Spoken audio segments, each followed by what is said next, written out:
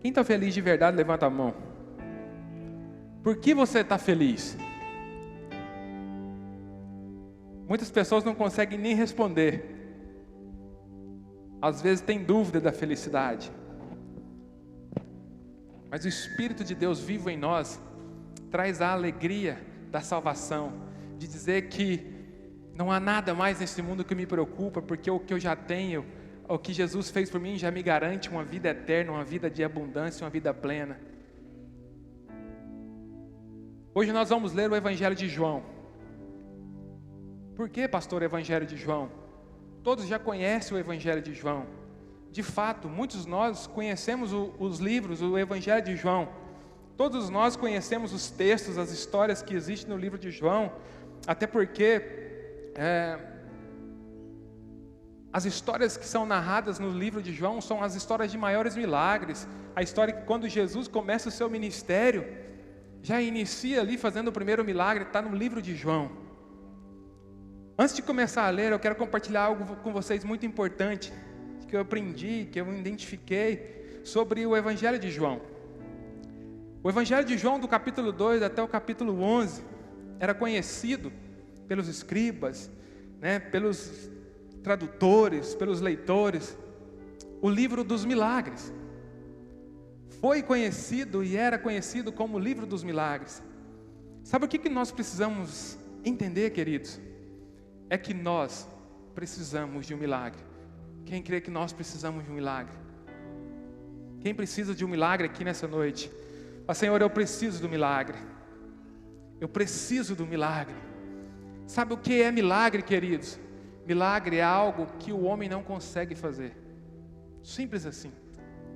Algo que o homem não consegue desenvolver, construir, edificar.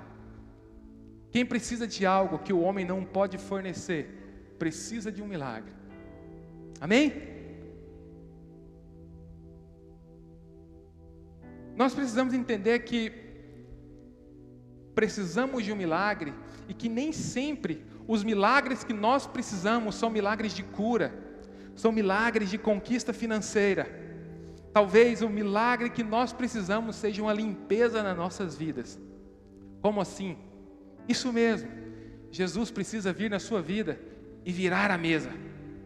Talvez esse seja o maior milagre que alguém possa ter. Talvez esse seja o maior milagre que um cristão alcance quando encontra com Jesus. Talvez nós buscamos cura, nós buscamos conquistas financeiras, mas nós estamos com a mesa toda contaminada, com a nossa vida toda contaminada, e Jesus precisa chegar no nosso templo e virar a mesa. Entendam, fica com essa frase. Às vezes você pede por cura, às vezes você pede por uma prosperidade financeira, mas tem muito mais coisas na mesa que precisa ser revirada para que Jesus comece a fazer algo novo. No capítulo 2 de João, relata um evento de milagre. O milagre de transformação de água em vinho. Versículo 3 diz o seguinte: e tendo acabado o vinho, a mãe de Jesus disse-lhe: eles não têm vinho. Jesus disse: mulher, o que tenho eu contigo? Ainda não é chegada a minha hora. Sua mãe disse aos serviçais: tudo quanto eles disser, fazei-o. Tem muita gente que, se entendesse esses 2 versículos aqui, mudaria completamente a vida. Muitas pessoas que acreditam que através da mãe de Jesus o milagre vai acontecer, talvez vai ouvir Jesus dizendo: Senhora, o que tenho eu contigo? Nesse momento que Maria reconhece que Jesus entendeu o seu propósito, assumiu a sua responsabilidade de filho de Deus e de Senhor, ela fala: Senhora, o que tenho eu contigo? A minha hora não é chegada. Maria entende e fala: daqui para frente eu não mais interfiro entre Deus e o homem. Daqui para frente, o que Jesus falar, faça. Daqui para frente, o que Deus disser através de Jesus é o que precisa ser feito. E entendendo assim, quando a mãe de Jesus diz que o vinho acabou, que Jesus faz um milagre, por favor, o casamento acabou o vinho. O vinho significava naquele momento a alegria. Preste atenção. Quando acaba o vinho de uma festa, quando acaba o vinho de um casamento, naquela época acabava a alegria. Mas eu quero abrir um parênteses muito grande, porque naquele momento, às vezes algumas pessoas confundem um pouco aí e aproveitam da liberdade que o Senhor nos deu para usar a libertinagem que o inimigo proporciona. Existia 2 tipos de vinho: o vinho que era fermentado e o vinho que não era fermentado. E nessa ocasião, o vinho que era servido não era um vinho fermentado. Então, significa que isso era um suco. E quando o mestre Sala leva o suco, né, o vinho sem fermentação, que Jesus entrega para os discípulos, o mestre Sala diz: Senhor, diz ao noivo, mas todo mundo dá primeiro o vinho melhor, depois serve o vinho mais ruim, né, o vinho inferior, o suco inferior. Porque o Senhor, né, está servindo o vinho mais gostoso, o vinho melhor. A Bíblia fala que eles estavam cheios, que eles já tinham bebido demais, mas a Bíblia não fala que eles estavam bêbados. O que muitos dizem por aí é que a alegria da festa era por conta da altivez, por conta da, como é que fala, da embriaguez do vinho. Não era. Eles já tinham bebido muito, mas eles beberiam mais. Mas a alegria da festa não era porque eles estavam bêbados, era porque ainda tinha algo para comer, algo para beber. E nós precisamos entender essa noite que o vinho nessa passagem significava a alegria, significava ter continuidade da festa. Se você vai numa festa, acaba a Coca-Cola, acaba o bolo, ainda mais crente, acaba o salgadinho, todo mundo vai embora. Quem é crente aqui, levanta a mão. Então, nesse momento, Jesus chega e transforma a água em vinho. Às vezes nós estamos cansados demais, tristes demais, desanimados demais, a alegria está acabando e Jesus aparece com o milagre e transforma a água em vinho. Isso significa que Jesus devolve a alegria onde está acabando a alegria. Isso significa que Jesus traz paz para onde há desespero. Isso significa que Jesus transforma uma composição simples, que é a água, por uma composição complexa, que é o vinho, simplesmente com uma palavra: seja vinho, seja vivo, seja curado, tenha paz, tenha alegria, levanta, anda. A transformação e o milagre através de Jesus depende só de um comando. A Bíblia fala que os homens pegam talhas e colocam água, 6 talhas com entre 60 e 100 litros cada talha. E Jesus fala: enchem as talhas com água. E os discípulos e os serviçais pegam as talhas e enchem com água. Sabe o que isso significa? Que aonde você consegue ir, até onde você consegue fazer, você precisa realizar. Porque quem crê no milagre, pega a água, enche a talha, porque sabe que Jesus vai fazer o milagre. Não senta aí esperando que Jesus pega a água, vai no rio, enche a talha e faça o milagre. Aquilo que você acredita, fala: Senhor, eu vou encher esse copo com água, e o milagre, até aqui eu consigo fazer, mas daqui para frente é o Senhor. O homem precisa fazer aquilo que consegue fazer, até onde pode fazer, porque aonde termina a capacidade do homem, entra o milagre. Aleluia! Até que ponto você tem orado para Deus por uma cura? Até que ponto você tem se comprometido no seu relacionamento? Até que ponto você tem comprometido nos seus estudos? Até que ponto você tem comprometido no seu trabalho? Você tem entregado tudo nas mãos do Senhor e tem sentado no sofá? Ou você tem feito toda a sua parte e fala: Senhor, até aqui eu fiz, daqui para frente não é comigo, eu não sei.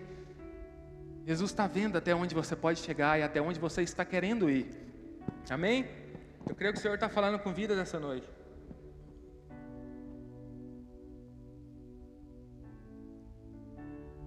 A afirmação que eu te faço hoje aqui: se Jesus transforma água em vinho, Ele pode transformar a nossa tristeza em alegria.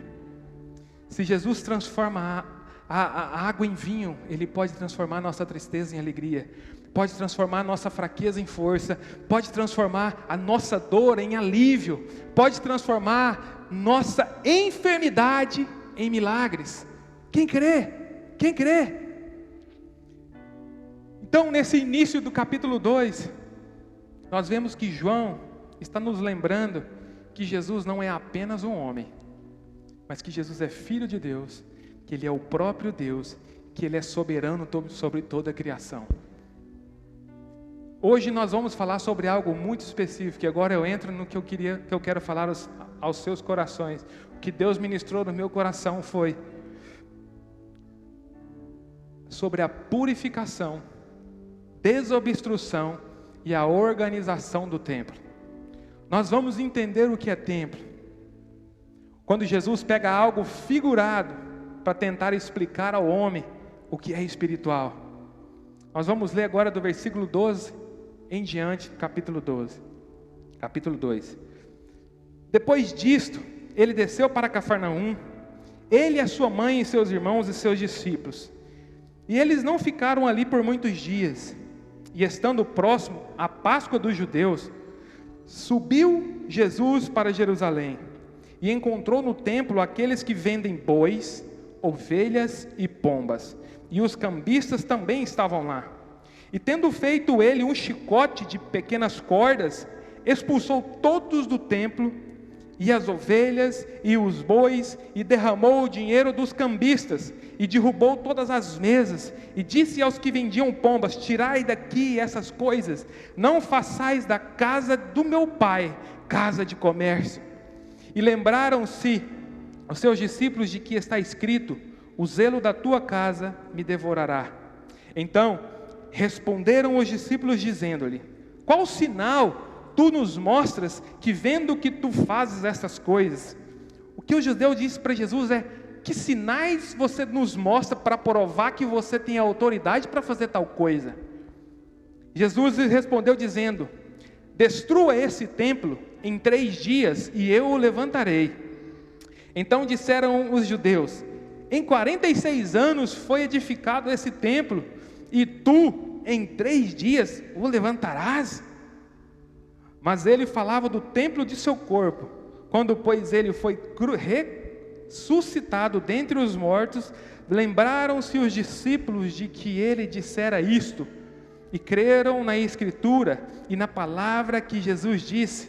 Ora, estando ele em Jerusalém durante a festa da Páscoa, muitos creram no seu nome ao ver os milagres que ele fazia. Mas o próprio Jesus não se confiava a eles, porque conhecia a todos os homens. Queridos, o templo é um lugar sagrado. O templo é um lugar preparado para adoração, para que o Senhor seja glorificado. Um lugar para ter louvores, um lugar de arrependimento, um lugar de confissão, um lugar preparado para ouvir a voz de Deus. O que nós precisamos entender, que por causa da religiosidade, da falta de conhecimento, das segundas intenções, da falta de clareza do homem relacionado a quem Deus era, aquele lugar, o templo, deixou de ser um lugar silencioso, deixou de ser um lugar de paz, calmo, onde a voz da adoração pudesse ser ouvida. Se tornou um lugar barulhento. O templo se tornou um lugar barulhento. Repita comigo: onde há muito barulho e confusão, não se ouve a voz de Deus. Repitam de novo: onde há muita confusão, não conseguimos encontrar o caminho. Queridos, eu vou tentar trazer para a nossa realidade aqui o que Jesus sentiu, o que Jesus viu, a cena que Jesus viu. Imagina uma feira, imagina a feira do Nova Aurora. Quem já foi na feira? Eu fui lá hoje cedo, hein? Quem já foi na feira? Tenta imaginar a cena de uma feira. Você chega na feira, tem galinha. Você chega na feira, o cara está gritando: ah, mandioca, olha a gueroba, olha o caldo de mocotó. E você começa a entrar na feira, é aquela barulheira. E galinha, e pato, e coelho, e alguém oferecendo uma coisa, um oferecendo outra coisa. E a Bíblia fala que nesse ambiente tinha cambistas, tinha vendedores de pombas. Imagina um cara: vem comprar minha pomba aqui, ela é mais bonita, a minha é branquinha, compra a minha. E começa aquela algazarra, aquela gritaria: compra aqui o meu cordeiro está por R$30, o meu cordeiro está por R$40. E tinha também os vendedores de bois, os bois amarrados em uma corda, porque boi não é domesticado, o boi precisa estar preso. E aí o boi berrando, fazendo cocô, os pombinhos correndo na gaiola, e aquela barulheira, aquele ruído imenso. Então Jesus chega com os discípulos para adorar o Senhor e depara com aquele ruído, com aquele barulho, com aquela algazarra. A Bíblia diz que Jesus chega, se enche de autoridade, faz um chicote de várias cordas, de muitas cordas, e começa a derrubar tudo. Ele literalmente vira a mesa e fala: na casa do meu pai não é feita para isso. No lugar onde foi feito para adorar, a única coisa que se ouve é comércio, a única coisa que se ouve é mugido de animais, o cheiro que se sente é de fezes de animais, pessoas brigando, disputando por quem conquista mais, por quem vende mais e por quem conquista mais recursos financeiros. Cadê os adoradores? Cadê a adoração ao Senhor? Imagina a braveza de Jesus virando a mesa, e ainda o povo pergunta: quem tu achas que és para fazer isso? Quem tu achas que és para fazer isso? Jesus certamente já estava com o coração, com sangue aqui na cabeça. O povo fala assim: nos dê um sinal de que você tem autoridade para fazer isso. Jesus vira para eles e fala: derruba esse templo. Porque quando Jesus está falando do templo, ele não está falando do templo de Herodes, ele está falando do templo que é ele. Derruba esse templo e em 3 dias ele será reconstruído. E o povo não entende, porque está todo mundo com a cabeça perdida, está todo mundo comercialmente pensando só na estrutura. Fala: mas como assim? Esse templo foi construído em 46 anos. Quem é você para reconstruir o templo?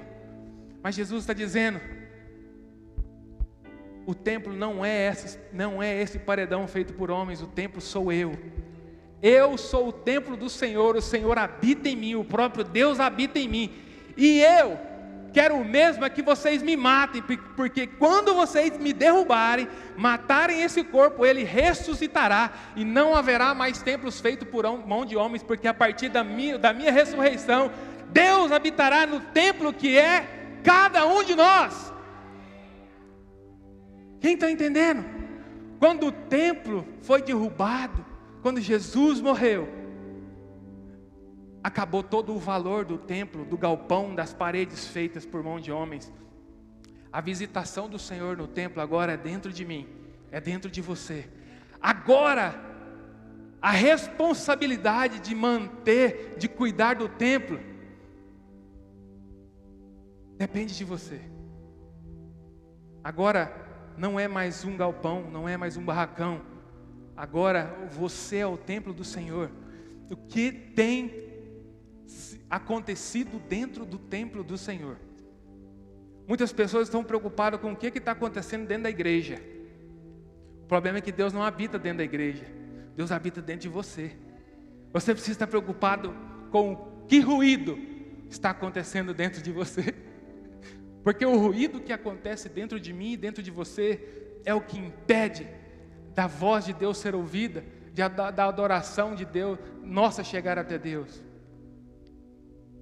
Vamos aprender algumas chaves com João. Primeira coisa, Jesus é o Senhor do templo. Então, quando ele chega com toda a autoridade, ele representa a religiosidade, a unidade, a graça de Deus sobre a nação. Mas ele é dono daquele lugar, ele é o Filho de Deus, ele era dono daquele lugar. Então a autoridade que ele tinha era de dono, e ele chega e fala: aqui não, aqui é templo do meu Pai, é morada do meu Pai, Meu Pai habita nesse lugar. Com a autoridade de filho, eu derrubo tudo e mando tudo embora. E se estão achando ruim, tenta destruir, tenta derrubar. Ele chega, essa casa é do meu Pai. Não é assim que funciona. Sabe o que eu quero que vocês entendam? Que quando vocês aceitam Jesus na vida de vocês, e Jesus entra na vida de vocês, Ele pega, vira a mesa e vira para os barulhos, para o ruído, para tudo que tem tentado te frustrar, te matar, e fala assim: não é assim que funciona aqui dentro, sai, porque isso é templo, é morada do Senhor, é lugar de santidade, onde Deus é adorado e a voz de Deus é ouvida. Quem está entendendo? Levanta sua mão e dá um grito bem forte, glória a Deus. Segundo, Jesus já está dentro do templo. Jesus entra dentro do templo, Ele invade aquele templo, e Ele está disposto a fazer uma limpeza dentro daquele templo. Ele joga as moedas para o alto, Ele solta as pombas, Ele toca os bois. Isso significa o que Jesus vai fazer na sua vida. Se o ruído que está muito alto, que está te impedindo de ouvir a voz do Senhor, é as moedas, Ele vai jogar para cima. Se o ruído que está muito alto é das pombas, dos sacrifícios, Ele vai jogar para cima, Ele vai soltar. E se é os bois, aquela personalidade forte, aquilo que precisa ficar no cabresto, aquilo que precisa ser contido, Ele também vai espantar. Diga comigo: Jesus está no templo. Fala bem forte: Jesus está no templo. Jesus está em mim. Quando Jesus entra no templo, Ele faz uma limpeza. Aleluia. Terceiro, Israel usou o templo de forma errada. Israel desordenou o templo, poluiu o templo, tirou a sacralidade do templo, tirou a santidade do templo. Israel estava distorcendo completamente o propósito e a importância do templo. Qual era a finalidade do templo? Tornou um templo um lugar barulhento, um lugar confuso, tirou a santidade daquele lugar. Sabe, nós precisamos olhar para essa história e entender que nós somos o templo. Entender que nós, como o povo escolhido, precisamos organizar o templo, precisamos cuidar do templo, precisamos eliminar os barulhos do templo. Nós precisamos entender que o que era para ser trago de melhor para o Senhor, como sacrifício, algo que eu produzi, algo que eu tenho lá no meu quintal, algo que Deus me deu, algo que Deus multiplicou, era para me trazer como oferta de sacrifício, mas eu escolhi, isso foi substituído por algo barato, comprado no pátio do templo. Queridos, quantos de nós temos substituído as nossas entregas ao Senhor por coisas baratas que nós conseguimos pagar? Quantos de nós estamos trocando aquilo que nós conseguimos produzir, aquilo que Deus nos deu, aquele talento que Deus nos deu, os dons que Deus nos deu, e achando melhor ofertar R$10, porque aí está tudo bem? Naquela época a oferta que Deus queria do povo era o melhor, aquilo sacrificial, aquilo que a pessoa tinha que trazer ali, o jumentinho, falar assim: eu vou trazer esse jumentinho, porque eu preciso pagar pelo meu pecado, ele tem que ser puro, eu tenho que cuidar bem dele, e andar 50 quilômetros arrastando um corneirinho para sacrificar. Ele fala: não, as coisas agora estão bem mais modernas, vou chegar lá, vai ter um monte de gente vendendo, eu vou escolher o mais barato, vou comprar e vou sacrificar. Perdeu completamente o propósito, virou um mercado. Quarto, que Jesus iria construir um templo que era maior do que aquele que Herodes já tinha feito. Jesus afirmou que construiria um templo em 3 dias, ainda muito maior do que aquele que Herodes já tinha feito. Ele morreria e seria destruído, mas seria reconstruído em 3 dias, porque Deus enviou Jesus para restaurar o templo que já tinha perdido a origem. Jesus veio para devolver a origem que você é. Jesus veio para limpar o templo. Jesus veio para te devolver a identidade.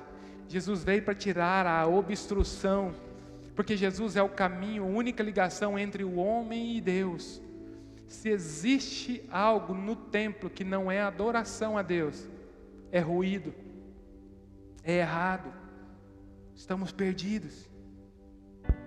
O que João quis nos ensinar até aqui, queridos, é que Jesus é o Senhor do templo. Se nós somos o templo, Jesus é o Senhor. Ele precisa estar no templo, porque enquanto Jesus está no templo, haverá ordem no templo. Se Jesus não for o principal do templo, haverá desordem no templo. O único capaz de colocar ordem no templo e proporcionar silêncio, onde o homem consegue ouvir a Deus e falar com Deus, é Jesus. Quando Jesus morre naquela cruz, Ele restaura o templo, que nunca foi um galpão, que nunca foi um prédio, que somos nós. O templo que Jesus restaurou é o homem, o templo onde Deus habita. Fala assim: eu sou morada do Senhor, eu sou o templo do Senhor.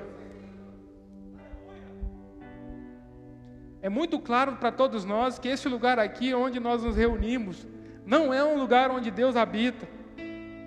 Nós precisamos entender que esse espaço é um ambiente preparado, que é um ambiente apropriado, um ambiente para nós crescermos juntos, cantarmos juntos.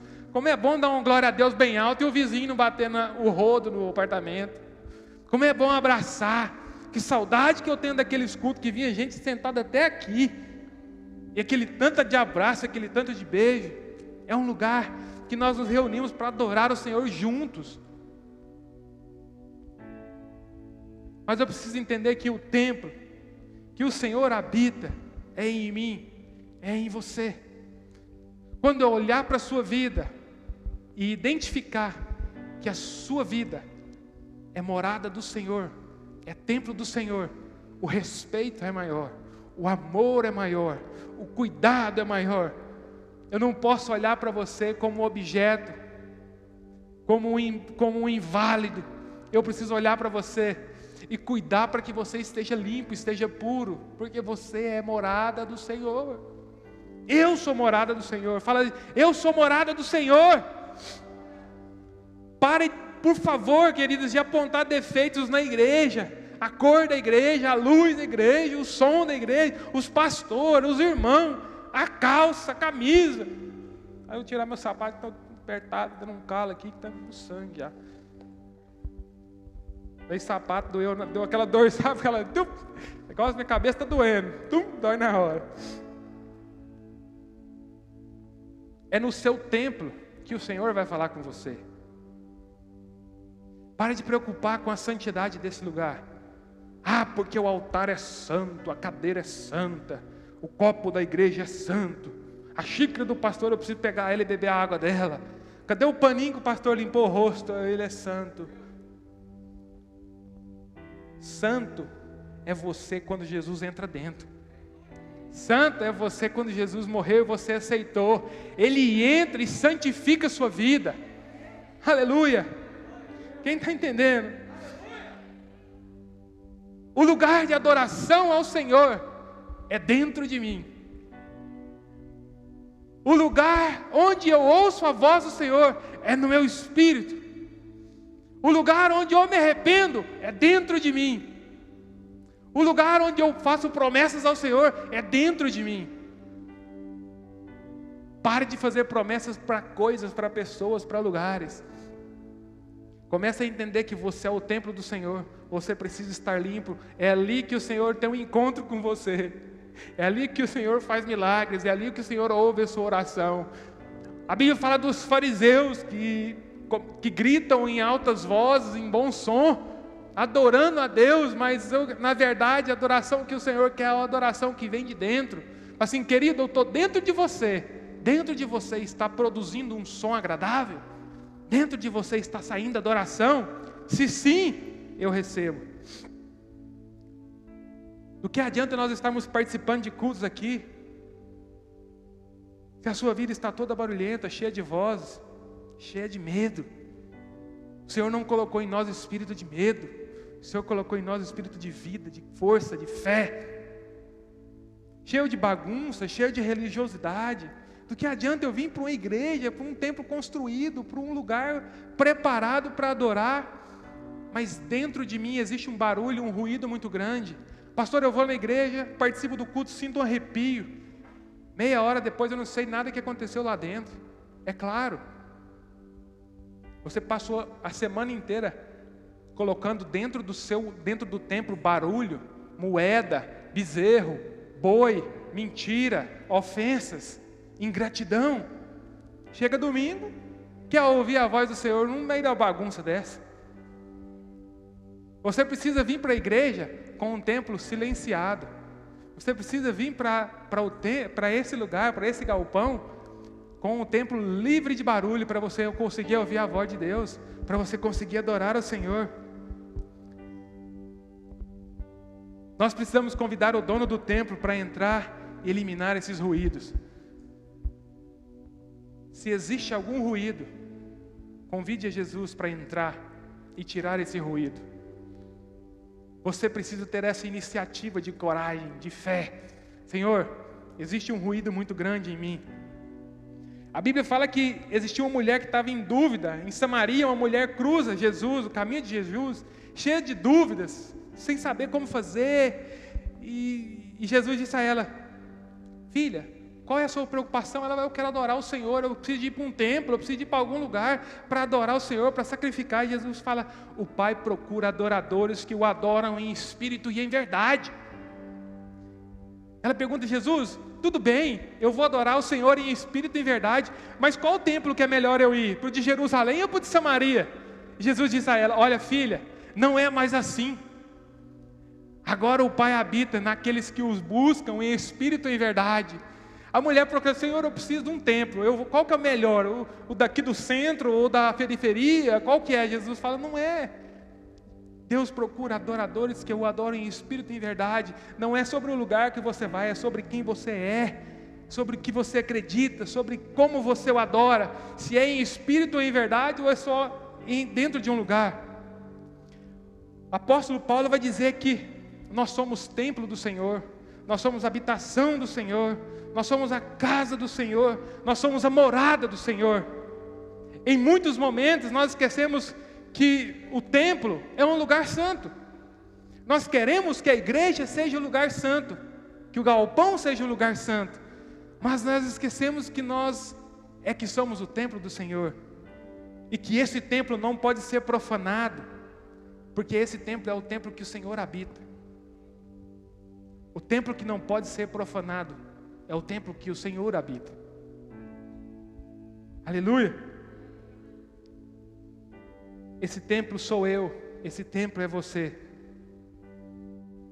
E muitas vezes esse templo tem virado um mercado. Nós vivemos em meio ao mercado. Tudo hoje é mercado. Tudo hoje é negociado. Os remédios são comercializados. As lojas vendem seus produtos. As empresas comercializam seus produtos. Algumas empresas estão ficando milionárias, algumas empresas estão ficando quebradas, estão falindo. E nós estamos tentando identificar o problema disso aqui, tentando parar o problema, assim como os cambistas tentavam fazer, queridos. O mundo se relaciona deste modo, pela compra, pela venda, pela troca. Hoje o mundo inteiro se relaciona como mercado. A política se relaciona como mercado. O futebol se relaciona com o mercado.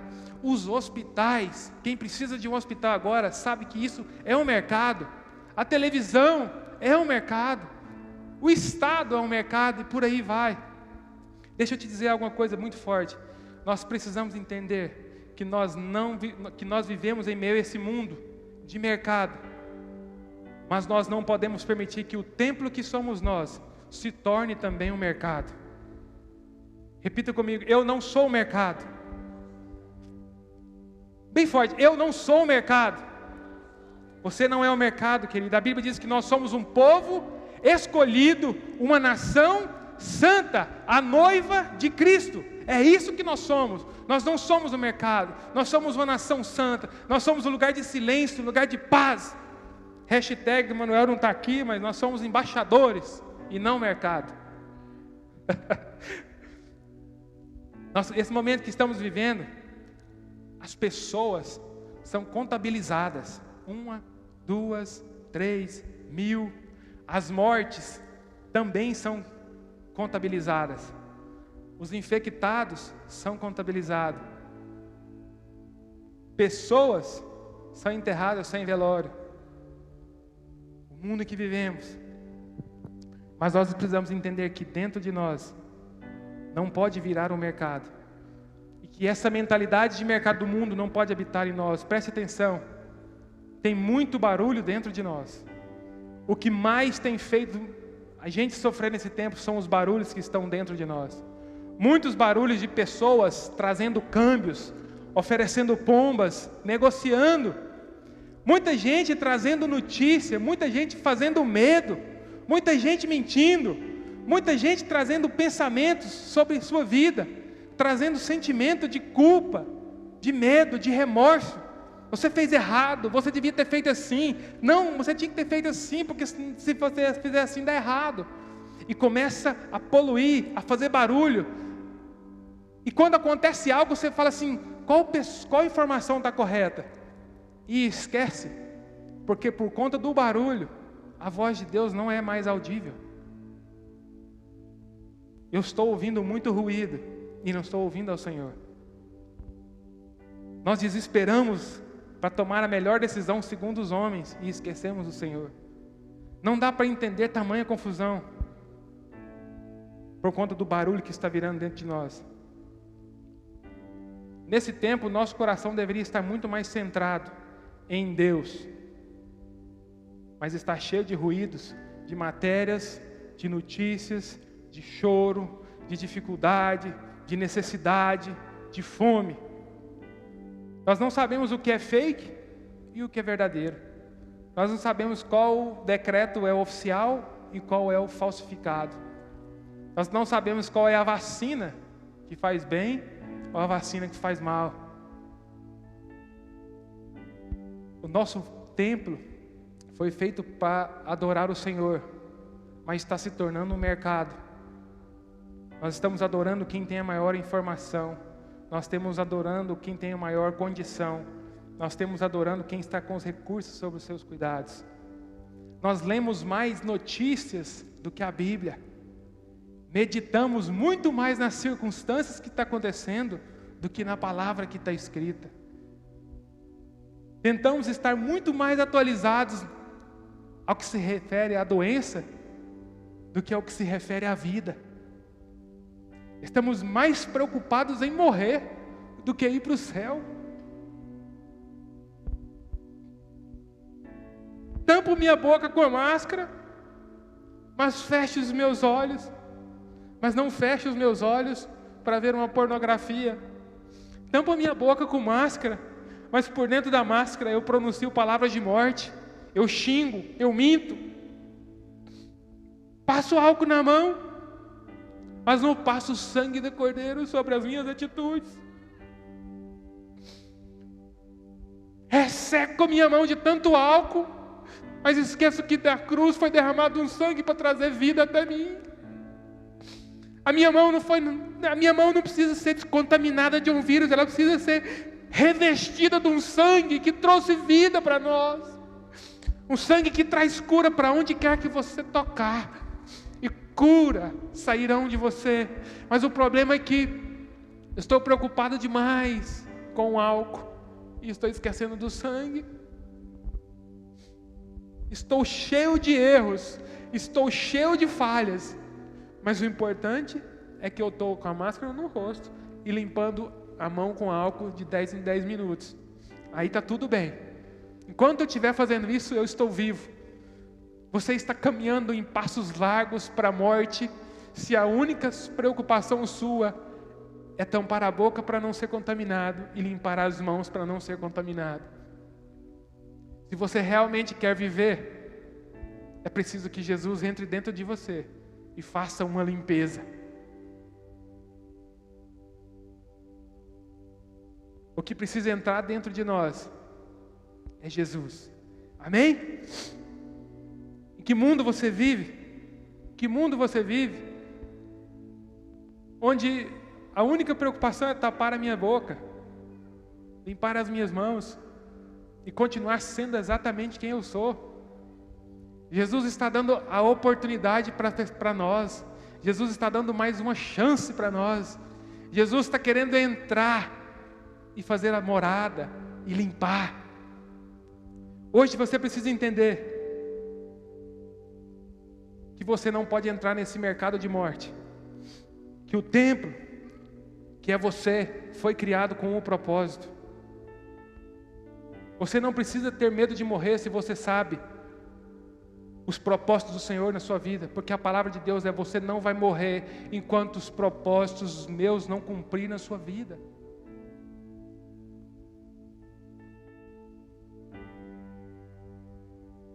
Você já foi criado com um propósito, já foi comprado na cruz por um preço impagável. Esse é o seu valor, isso é o que te faz viver. A Bíblia fala sobre várias circunstâncias de mercado. Nós vimos sobre os vendedores. No mercado, nas nossas vidas, está cheio de vendedor. Quem é vendedor aqui sabe. Às vezes a proposta de um vendedor é: cara, se você não comprar hoje, agora, do preço que está, amanhã você não consegue comprar mais. Se você não fizer agora, se você não comprar e parcelar hoje, amanhã eu não consigo segurar essa proposta para você. É balela de vendedor, é papo de vendedor. Tem muita gente dizendo: se você não fizer isso agora, amanhã não dá mais tempo. Se você não fizer isso agora, do jeito que eu estou te falando, do jeito que eu estou te propondo, você vai morrer. A quem você está dando ouvidos? Ao vendedor de pombas? Ou ao sacrifício que você tem para entregar do Senhor aquilo que Deus te entregou? Estamos querendo comprar sacrifícios. Existem os cambistas, da mesma forma que existia no templo. O cambista é um intermediador, um cara que chega ali, escuta um negócio, chega aqui e revende esse negócio, compra algo, revende, negocia. Mas também tem os bois, que nós precisamos preocupar. Os bois são animais fortes, que precisam ser domados. Eu trago a reflexão de que os bois são aquelas personalidades fortes que nós temos, aquele posicionamento forte que nós temos diante de Jesus. Os bois precisam sair também, porque nós olhamos para Jesus: Jesus, eu sou crente há 10 anos, por que isso está acontecendo na minha casa? Eu sou crente há 10 anos, por que isso está acontecendo na minha família? E Jesus está doido para tocar esses bois, porque Jesus fala assim: eu nunca perdi o controle das coisas, para de me afrontar, para de me atacar, porque quem sabe das coisas, quem controla e quem sabe o que precisa ser limpo, quem sabe o que precisa ser tirado sou eu. Às vezes o que tem produzido ruído são as nossas vontades, os nossos sentimentos. Isso Jesus precisa tocar, precisa expulsar. Enfim, o barulho é tanto que quando você se desligar desse mercado, quando você se desconectar desse mercado, você vai perceber que você está sendo conduzido por milhares de vozes humanas. Por milhares de vozes humanas, que você acorda de madrugada para olhar qual é a notícia mais atual, mas não acorda de madrugada para olhar o que já está escrito que vai acontecer no dia de amanhã, que é a palavra de Deus. Que se tornou religioso ao ponto de vir aos cultos no domingo para cumprir tabela, mas o que define minha segunda-feira é o decreto do governador.